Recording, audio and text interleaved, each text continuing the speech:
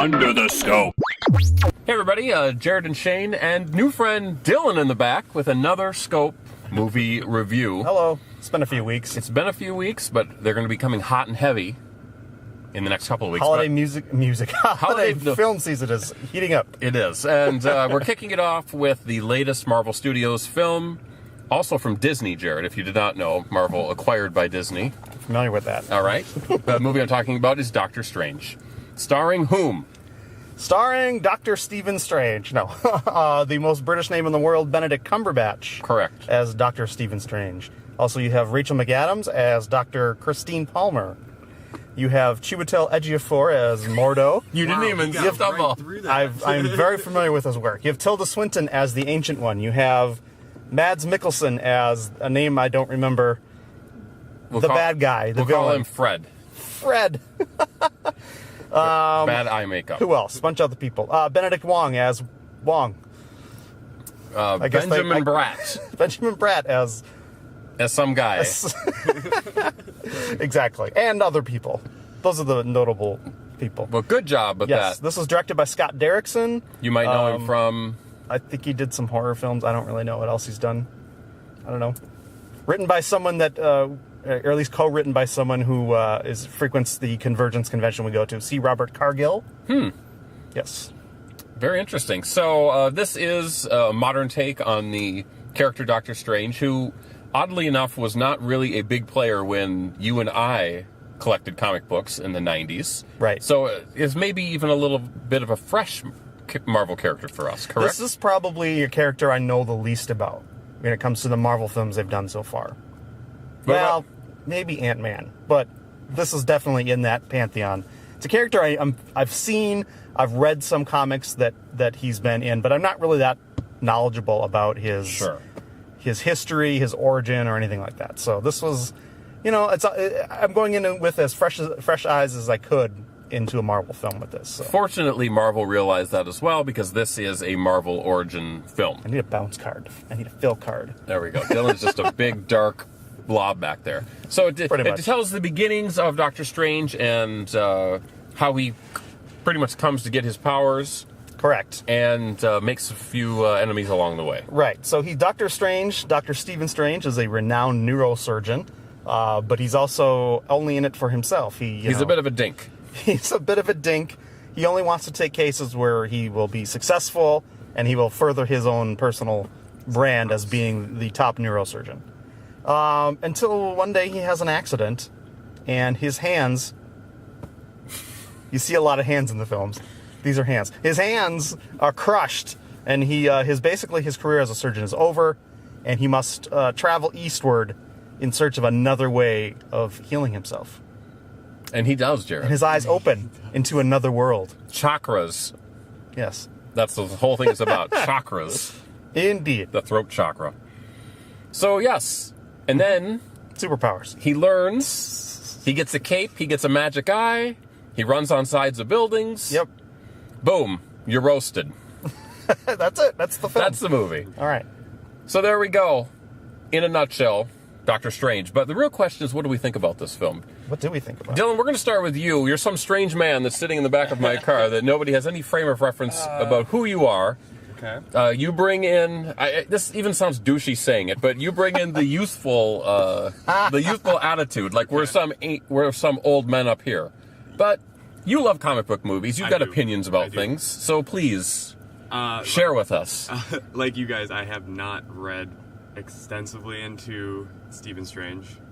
I did like the movie a lot, though. It was very entertaining. I loved Benedict Cumberbatch is hilarious in that, or the way he was written. And I really like the character, and it was not the best Marvel movie that's been out recently. But it knocked the hell out of all of the DC movies that have come out recently. Correct. Got that one right. Which I can appreciate very much. And I don't know. I just don't know. I don't know much about Infinity Wars, which will be... Is that the next Avengers movie? That is the next Avengers film. Yes. We have a couple more Marvel films to come. Right. Ahead of that. Between that. Spider-Man, and then what else? And Thor. Black Panther before that? Black Or is Panther's that getting his own after? movie? Yes. Oh. Newsflash, Dylan. Black Panther gets his own Well, film. next year we've got Guardians of the Galaxy 2 and Thor Ragnarok. Right. And the Spider-Man next year too? Spider-Man is next summer. Yeah. So. I haven't been super excited to watch any of the Marvel movies. I'm happy that I went and saw this one, though.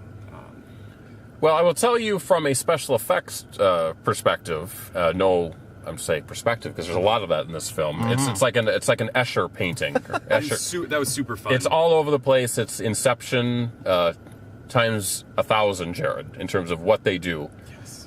You've got a lot of trippy 60s psychedelia references, probably because that's how the original comic book appeared, and that's about when it came out. I think Doctor Strange was the 60s book. Ditko and Stanley. So there's a lot of nods to that. Very, very impressive.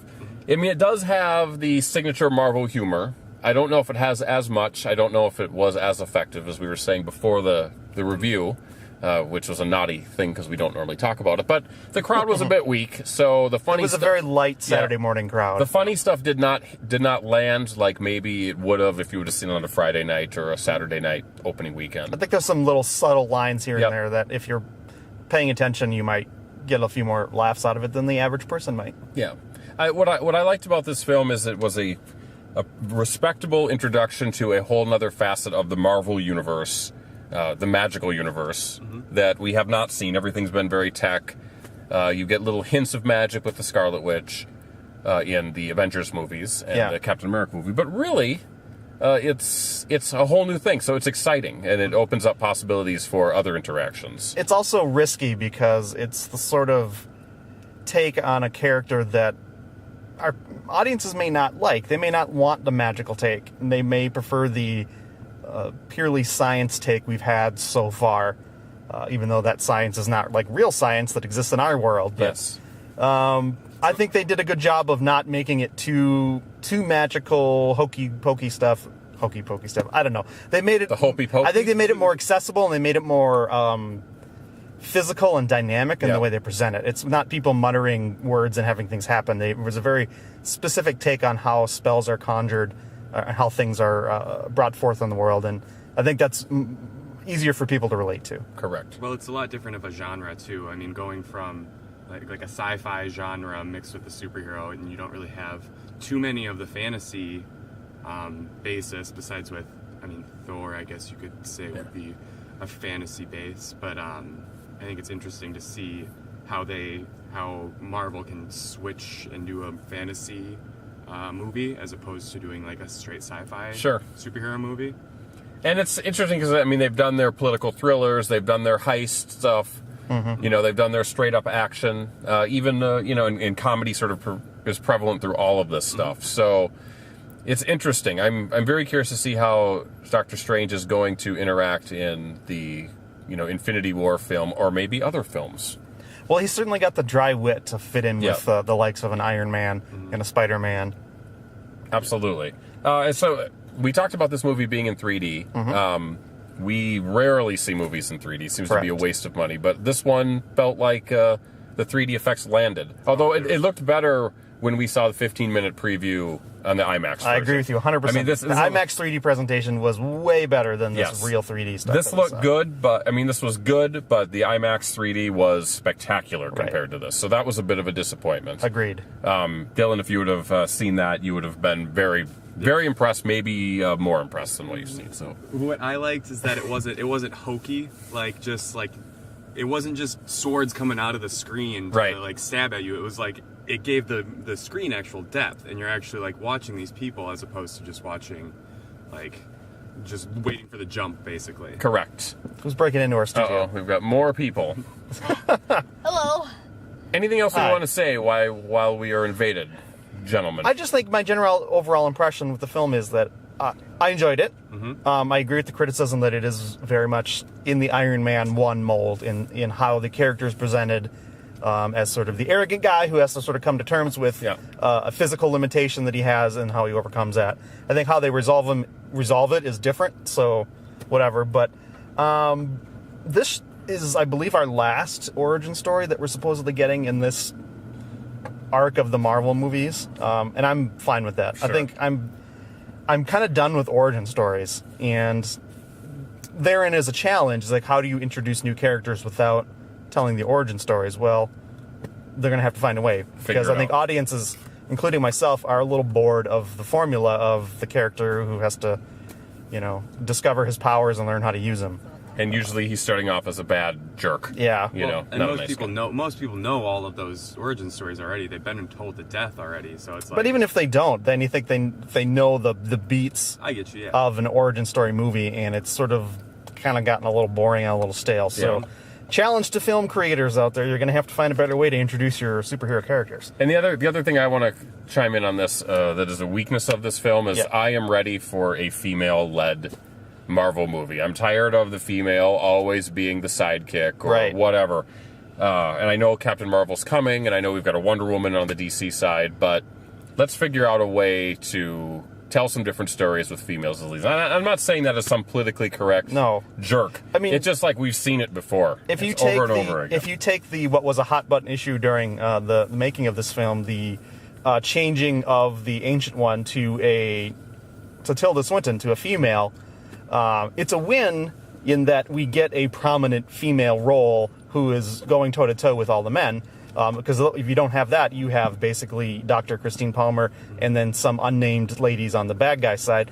That's it for women in this movie, which is really shameful. So, I guess you get a win there. You get a loss in that it's no longer an Asian character. So I understand the frustration with that. And Tilda Swinton was fantastic in this film, but there's a bit of androgyny to that character. Sure. That she doesn't always necessarily read as a woman. No, and I kind of wondered if they were even going to acknowledge that, because they just called her the Ancient One. Yeah. For the most part early on, and then didn't really acknowledge any sort of gender until later on. But still, I mean, I'm with you. We need more female lead roles in these movies. This is ridiculous. Just the fact that it would be something different. I mean, we've seen a lot. You talk about beats of a Marvel movie. Let's get, I could see those same beats, but with a female character, and it would be fine. A female superhero. So and there's plenty of females in the audiences, so get on it. I feel like with those female-led superhero movies, they make it like they're trying too hard. Like look at us. Here's a female. We are making a female-led superhero. Look at us do this, and she is just awesome. And it's like she doesn't. If they do have a female superhero-led superhero, I really would like to see her have depth, like actual character depth, and not just she's a woman. That's and no doubt you speak for the entire millennial generation. Correct. So, listen up, Hollywood. I think that we got a millennial here with us. It's a shame that we have not seen a Black Widow solo movie, because that would be a slam dunk spy movie. I mean, it'd be great. Why it has not happened, I don't know. Easily done. One of the best characters in all the Avengers movies, so let's get on that. All right. So you know what else we should get on? A score. The Scope score is 3 stars. So we've come to a consensus, and the consensus is 3 stars. Yep, 3 stars on our 0 to 4 scale. That's a solid B. Solid B. Looking forward to more Doctor Strange. We were told Doctor Strange will return. Yes. Mm-hmm. So that's exciting will. news. It's said there's in the movie. You might get some hints in the mid-credit scene of where he might appear next. I won't spoil it for those who haven't seen the film, but it might be an indication of where you might see him next. And chances are he'll be in the next Avengers Infinity War, because I think everyone's going to be in that one. Correct. So we're talking about where we're going to be next, Jared. Yes. How can people communicate with us so they can find out where we're going to be next? Well, if you're in the AMC Southdale parking lot, you can just stop on by and say hi. We're here. We're just doing reviews. You might have to cast one of those time spells that Doctor Strange did, come back in time and talk to us. But if that is beyond your reach, you can like, comment, and subscribe down below. Just that easy. So for Jared and this guy back here, Dylan, and this other girl who just snuck in, I'm Shane, and this has been the Scope review of Doctor Strange. So keep on watching. We got more videos coming, Jared. So until then, bye for now. Bye-bye. Ladies and gentlemen, we find ourselves once again at the end. I hope you've enjoyed our time together. I know I have. Fear not, Scope faithful. Days shall pass as if they were but a moment. And Jared, Adam, and Shane will return with another thrilling episode. Until then, send your comments to comments@thescopeshow.com or leave a voicemail message by dialing 612-21-SCOPE. at 612-217-2673. Thanks for listening, faithful fans. This is Tony Partington saying adios. Tune in next time to another terrific edition of The Scope.